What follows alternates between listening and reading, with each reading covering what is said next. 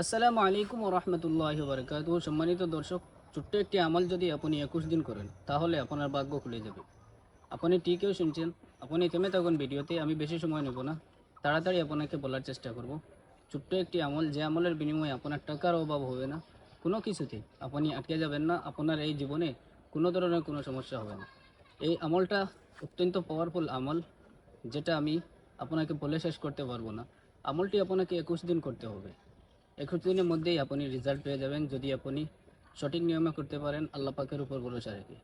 এই ছোট্ট আমলটি হলো, আপনি প্রতিদিন সকালে এবং সন্ধ্যায় একবার হলেও পারবেন, আর 100 বার যদি পড়েন তবুও হবে। আপনি ছোট্ট একটি দুরূদ শরীফ প্রতিদিন ফজরের নামাজের পর এবং মাগরিবের নামাজের পর, হয়তো একবার, না হয় 100 বার, যত বেশি পড়বেন তত আপনার ভালো হবে। দুরূদ শরীফ হলো, আল্লাহুম্মা সাল্লি আলা মুহাম্মাদিন আবদিকা ওয়া রাসূলিক ওয়াইলাল মুমিনিন ওয়াল মুমিনাত ওয়াইলাল মুসলিমিন ওয়াল মুসলিমাত।